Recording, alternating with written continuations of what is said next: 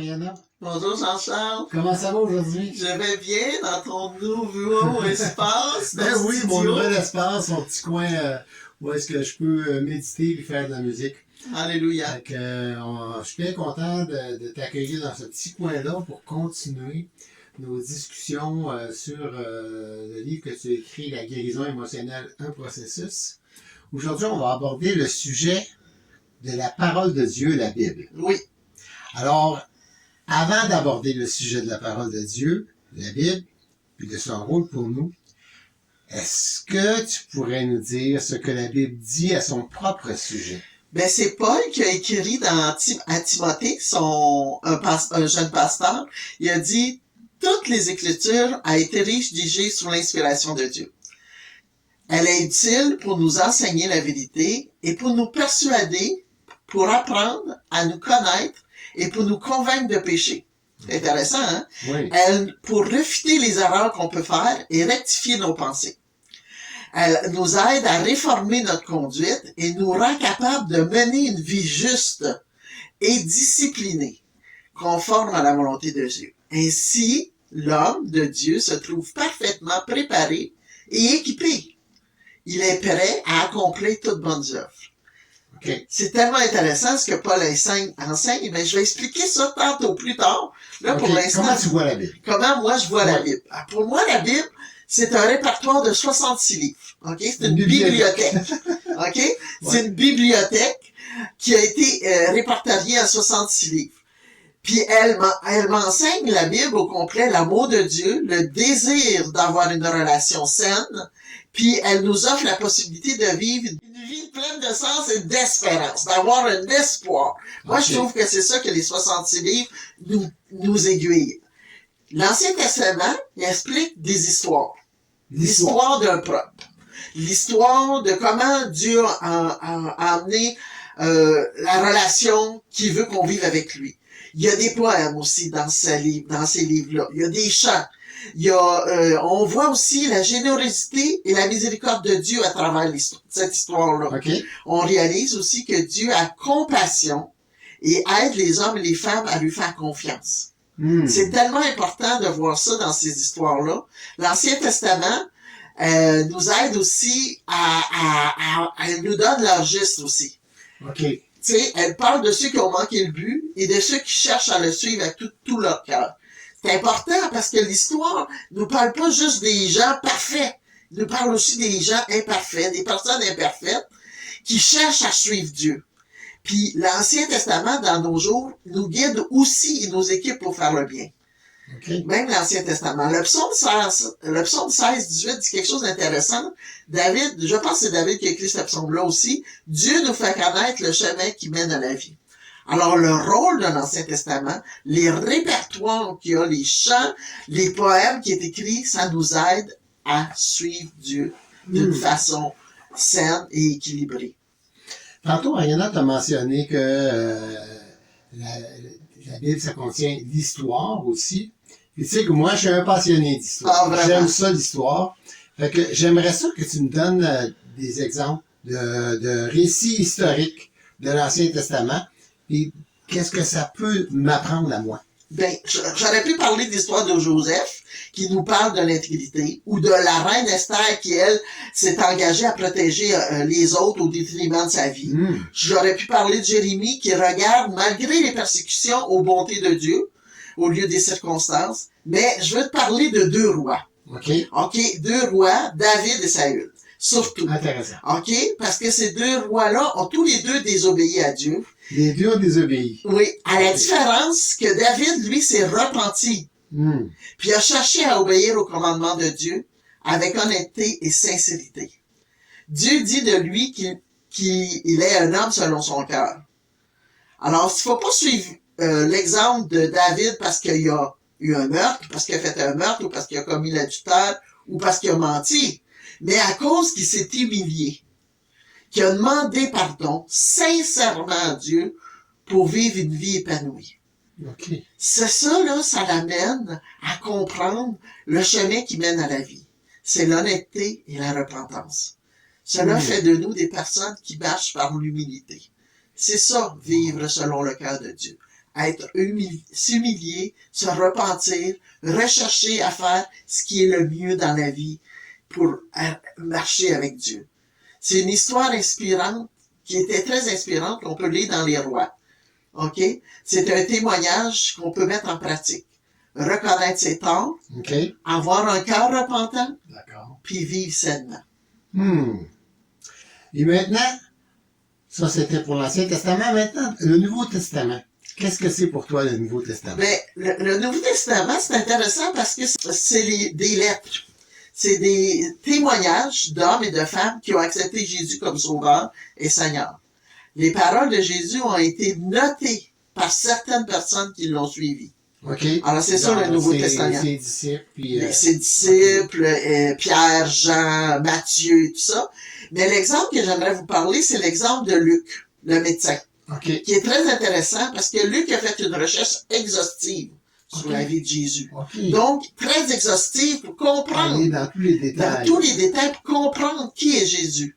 Puis son évangile, qui est une lettre, l'évangile c'est un témoignage, et les actes des apôtres, c'est intéressant de les lire ensemble, un ensuite de l'autre. Comme c'est le même auteur, il y a comme une suite logique dans son Exactement. écriture. On y comprend que le Saint-Esprit est puissant, puis que le Saint-Esprit collabore avec nous à travers le temps. On voit comment ça s'est introduit dans la vie des disciples. Puis, Exactement. Fait qu'on comprend ça, puis c'est important parce que je parle de collaboration parce que quand on est des enfants de Dieu, on collabore avec le Saint-Esprit. OK. Le Saint-Esprit nous oblige pas, on collabore. Alors c'est intéressant de ces deux lettres-là, une à la suite de l'autre, parfois dans notre étude. Les épîtres, OK. ce sont les lettres. OK, c'est des lettres sur les épîtres. C'est des lettres que des hommes de Dieu ont écrites à d'autres personnes pour pouvoir donner leur opinion, puis tout ça. Ces lettres-là. Il y en a beaucoup qui sont attribuées à Paul. Absolument. Okay, Paul, il y en a beaucoup. Paul était un érudit de la parole de l'Ancien Testament. C'est ça. Donc, il prend des choses de l'Ancien Testament et explique ce que ça veut dire. Fait que souvent, les épîtres de Paul nous enseignent beaucoup sur comment voir l'Ancien Testament. Tantôt, quand tu as commencé, tu as parlé de 2 Timothée 3,16. Mais j'aimerais ça que tu prennes le temps maintenant de le détailler. Ben, tu sais, je parlais de Paul, hein, comment Paul explique les choses à cause de l'Ancien Testament. Ouais. Puis, il est en train d'écrire à un nouveau pasteur, un jeune pasteur. Puis, il explique les Écritures qui sont inspirées du Saint-Esprit. Il explique à Timothée, tu sais, tu dois comprendre que c'est inspiré du Saint-Esprit. Ils sont utiles pour t'enseigner la vérité. Alors, ils sont utiles pour qu'on nous-mêmes, on puisse saisir la vérité. Elle nous persuade aussi à vivre dans la vérité. Okay. Pas juste utile pour nous enseigner, mais à vivre. Tu sais, à vivre dans la vérité. Elle nous persuade aussi à comprendre et à se convaincre de changer nos perceptions. Okay. On a des perceptions humaines, il faut apprendre à les changer. Il faut apprendre elle nous montre les bonnes perceptions. Elle nous aide aussi à refuter des erreurs et de transformer nos pensées. Le renouvellement de nos pensées que j'ai parlé déjà précédemment. Okay. Ça nous aide à ça, la parole de Dieu. Ça nous guide, ça nous aiguille à changer nos perceptions, à réformer notre conduite aussi. Parce que parfois, on a des conduites qui détruit les autres, qui détruit les réactions de l'amour. Alors, ça nous aide à réformer nos conduites. Elle est aussi capable de nous aider à mener une vie juste et disciplinée. C'est difficile pour l'être humain d'être juste et discipliné, mais elle nous aide, la parole de Dieu, à marcher là-dedans, à pratiquer ces disciplines. Marcher dans la volonté de Dieu. Puis à pratiquer aussi certaines disciplines que je vais parler tantôt. Pourquoi lire la parole de Dieu? Parce que l'homme se trouve parfaitement préparé et équipé. OK, ça va nous préparer, ça va nous équiper. Ce qu'on va apprendre dans la parole de Dieu va nous préparer et nous équiper. À vivre une vie de bonnes œuvres, à produire l'amour, tel que Jésus, lui, l'a fait quand il était sur la terre. Ça nous aide à faire ça, produire l'amour. OK, mais j'ai une question pour toi. Oui. Comment est-ce que mon cœur, mes pensées, mes actions peuvent être synchronisés avec l'amour de Dieu? Ben, il y a 4 points que je vais te parler. OK. Je vais te parler de 4 points. Tu vas me décortiquer ça en 4 points. En 4 points. Parfait. OK? En pratiquant la synergie de l'amour. Premier point. Premier point. Tu Parfait. aimeras le Seigneur ton Dieu de tout ton cœur, de toute ton âme, de toute ton pensée, et voici ce qui lui est semblable, tu aimeras ton prochain comme toi-même. Amen. C'est dans Matthieu, ça, c'est marqué. Ces paroles sont coordonnées pour former un effet précis. L'amour. Oui, l'amour inconditionnel envers Dieu le Père, envers notre prochain et envers nous-mêmes. C'est synchronisé ensemble. C'est coordonné ensemble. Cet amour-là, c'est pas juste envers les autres. C'est envers moi puis envers Dieu. Oui. Pas juste envers Dieu, c'est envers Dieu, envers moi et envers les autres. C'est un amour coordonné. Moi, quand j'ai compris cette synergie de l'amour-là, j'ai fait une différence dans ma façon de vivre ma guérison émotionnelle. Okay. J'ai commencé à accepter à m'aimer au lieu de me culpabiliser. J'ai accepté, puis de me plaindre au lieu de me plaindre.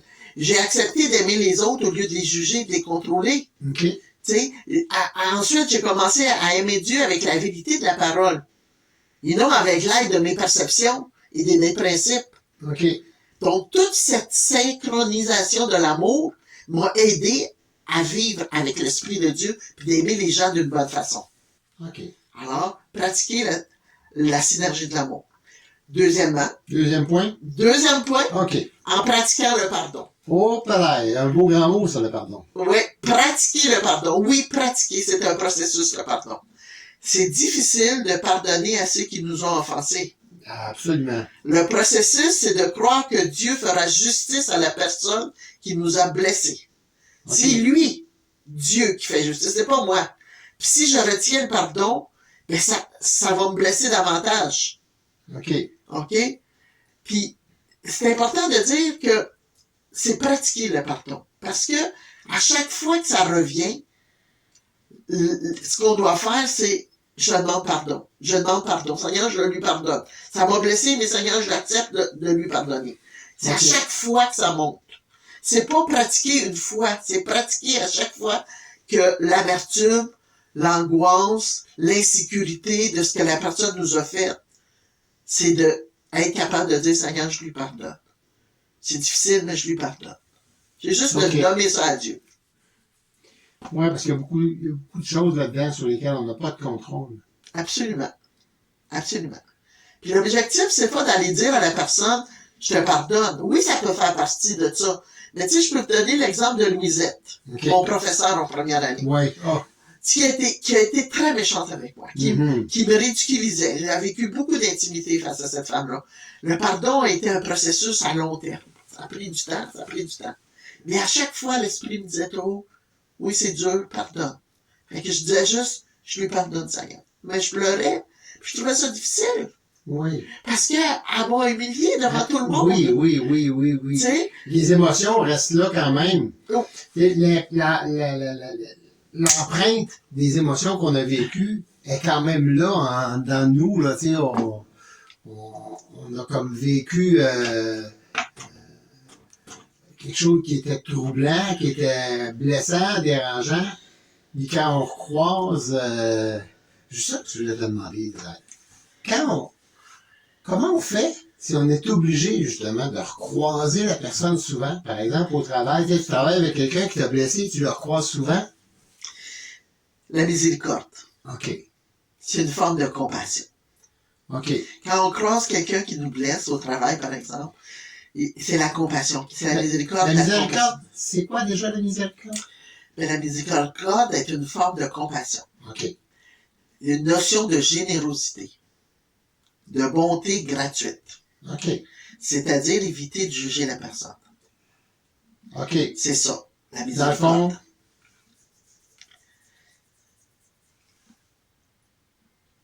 on est blessé parce qu'elle a fait, mais on ne veut pas juger la personne. Mais on est quand même, le fait, lui, on peut juger. On peut juger le fait, oui, le fait n'était pas acceptable, était même détruisant envers nous. Mais, si on utilise la miséricorde, c'est-à-dire la compassion, puis la générosité, puis avoir une bonne conduite par rapport à cette situation, pas la situation, mais la personne. On ouvre une porte parce que cette personne-là peut changer aussi, ou parce que peut-être que cette personne-là, quand le moment où elle nous a blessés, c'était pas nécessairement volontaire. Oui, puis même si c'était volontaire, nous, en tant qu'enfants de Dieu, puis des fois, c'est un enfant de Dieu aussi qui nous a blessés. Tu sais, puis, tu sais, l'important, c'est, Seigneur, j'ai besoin de pardonner. C'est difficile, ça me fait mal. J'ai besoin de moi de vivre en paix. Moi, j'ai besoin de vivre en paix dans cette situation-là. Donne-moi la compassion pour que je puisse continuer à travailler puis à la regarder comme toi tu la vois. Pas comme moi je la vois, pas avec mes blessures qu'elle a faites avec moi, mais de la voir comme toi tu la vois. Parce que Jésus est mort pour tout le monde, même pour ceux Dans le qui fond, nous blessent. c'est lui le meilleur exemple. Oui, c'est Jésus le meilleur exemple. Puis Jésus est mort pour ça, c'est les gens qui nous blessent. Tu sais, Jésus a dit, pardonne-leur, Père, parce qu'ils savent pas ce qu'ils font. Et souvent, les gens qui nous blessent, ils savent pas ce qu'ils font. Puis s'ils le font volontairement, ben c'est inconsciemment. Alors, notre rôle, pour être capable de surmonter la pratique du pardon, c'est la miséricorde quand on voit la personne souvent. C'est là que le Saint-Esprit qui est en nous nous aide à le faire, parce que souvent, par nous-mêmes. Aïe, aïe, aïe, aïe, par nous-mêmes, c'est difficile! C'est très difficile par nous-mêmes. Mais le Saint-Esprit en nous nous aide. Fait comment on peut collaborer avec le Saint-Esprit? C'est difficile, Seigneur. Mais je lui pardonne. Volontairement, on le dit. Même si c'est difficile, même si on ne veut pas le faire, même si on semble que quand on dit je lui pardonne, c'est pas vrai. Même si on croit que c'est pas vrai. À mesure, c'est un processus, à mesure qu'on le fait, qu'on le nomme, puis qu'on utilise la miséricorde, la compassion, la générosité. La générosité, c'est pas de donner un cadeau. La générosité, c'est d'être aimant, tout simplement. Ouais. Et ça, c'est important. Peu importe comment on le montre. Exactement. Mais le troisième point, c'est pratiquer l'espérance. OK. Troisième point, pratiquer l'espérance. Donc, on pratique la synergie de l'amour, pratiquer le pardon, pratiquer l'espérance. C'est développer le sentiment de faire confiance et de poursuivre la paix. Okay. Ça, on voit ça dans le psaume 34, 14, dans le beau poème du psaume 34. C'est possible car nous ne sommes pas seuls. On n'est pas seuls. On n'est pas tout seul. Dieu nous donne le vouloir et le faire pour vivre cette espérance. Car je connais les projets que j'ai formés sur vous, dit l'Éternel, des projets de paix et non de malheur, afin de vous donner un avenir et de l'espérance. Afin. Alors, les projets que Dieu nous donne, c'est pour nous donner de l'espérance. L'espérance appelle la foi. C'est synonyme de conviction, Jean-Charles, de désir et de certitude. Mais comment on peut espérer quand on vit beaucoup de souffrance émotionnelle? Oui, j'ai été longtemps à chercher comment, Seigneur, je peux faire. Puis l'Esprit m'a montré, c'est d'installer l'amour et la puissance de Dieu. De comprendre l'amour et la puissance de Dieu. OK. 1 Pierre 4 explique dans la parole de vie vivante que dans la communion avec Dieu, donc dans la communion avec Dieu, l'amour atteint en nous son plein épanouissement. Okay. De sorte que nous pouvons envisager avec une confiance, assurance, l'avenir. Puis le verset y ajoute pourquoi? Parce que votre vie dans le monde ressemble à celle de Jésus-Christ. Alors c'est la communion, c'est la prière, c'est le silence, le calme, la commune union avec Dieu qui va m'aider, à vivre sainement. Puis j'aime beaucoup, quand on est instable, la prière que Paul a faite aux croyants d'Éphèse. OK. Dans 1,18, je pense. Je lui demande d'ouvrir les yeux de votre intelligence. Ainsi, vous pourrez connaître l'espérance qu'il vous a donnée en vous appelant. Vous connaîtrez la richesse magnifique des biens qu'il donne à ceux qui lui appartiennent. Vous connaîtrez la puissance extraordinaire que Dieu a montrée pour nous qui croyons en lui, sa puissance, sa force. Le même esprit qui a révélé Jésus dans la mort habite en vous. Cette prière-là nous démontre que quand on est instable, on a besoin de la puissance et de l'amour de Dieu. Okay. Et de prier cette prière-là, quand on est instable, puis de se l'approprier, ça nous donne la force de vivre en communion avec Dieu. Le mot, il est puissant. Le mot puissance, là. Le mot puissance qu'on retrouve dans le verset, là, quand il dit sa puissance et sa force. Ça veut dire pleinement rempli à rebord. C'est un mot grec qui veut dire pleinement rempli à rebord. Nous avons accès à cette puissance. Wow. Celui qui est en nous est plus fort que celui qui est dans le monde. Ah, on serait fou de pas s'en servir. Exactement. C'est important de s'en servir. De se servir de cette puissance-là, de cet amour-là, qui nous remplit à rebord. Ça va nous amener à notre guérison émotionnelle. Exactement. Maintenant, mon dernier point, en pratiquant la persévérance. OK, il faut être persévérant. Dans la guérison émotionnelle, c'est important d'être persévérant. OK. C'est l'action de demeurer ferme et constant dans un sentiment de résolution. OK. Ça veut dire qu'il va y avoir une résolution. Il va y avoir une guérison. Mais on est persévérant dans le cheminement qui se produit. OK. On est tenace. Oui, on est tenace. OK. On se décourage pas. Puis quand le découragement vient, ben, on communique avec Dieu. On n'abandonne pas. On n'abandonne pas. On communique avec Dieu. On espère. On pratique le pardon. On pratique la synergie de l'amour. OK. Tu comprends?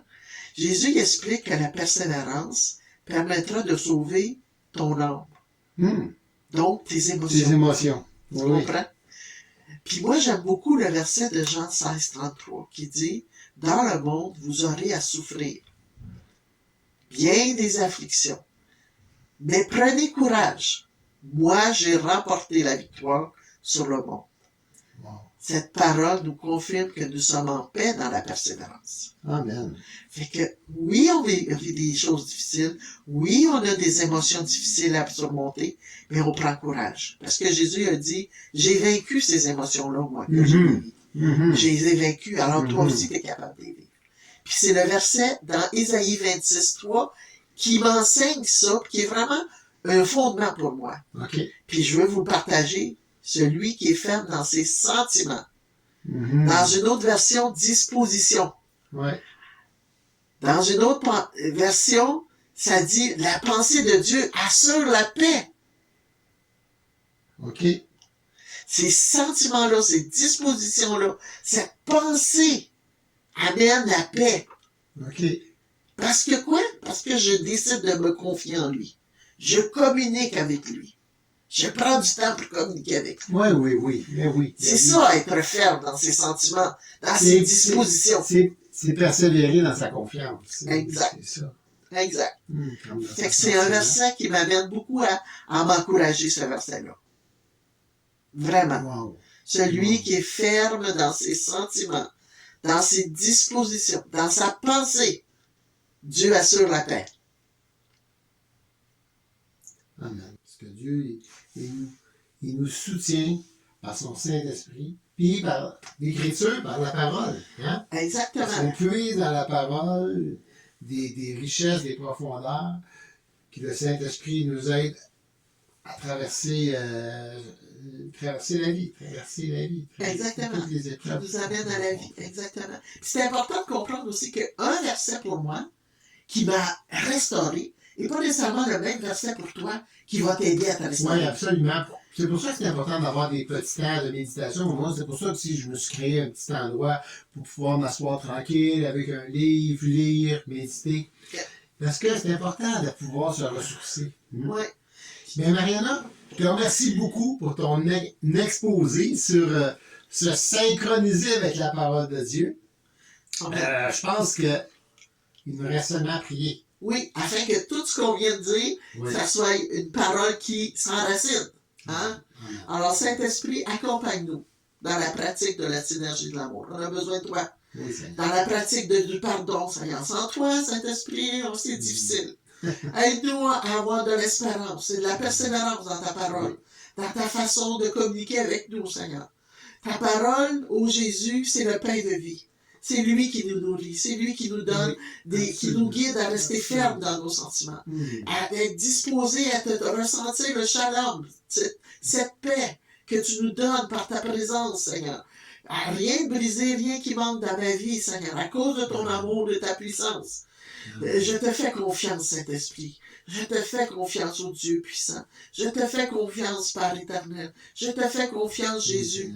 Au nom de Jésus, donne-nous l'amour et la persévérance et la puissance afin qu'on puisse être guéris complètement de nos émotions qui nous détruisent. Au nom de Jésus, nous voulons déclarer la vie, le pain de vie qui nous nourrit, maintenant et pour toujours. Que ta volonté s'accomplisse sur la terre comme au ciel pour chacun d'entre nous. Amen. Amen. Merci beaucoup, Mariana, d'avoir partagé ça avec nous. Merci tout le monde d'avoir été là. On se revoit pour une dernière le mois prochain. Soyez bénis abondamment. Soyez bénis. Au revoir.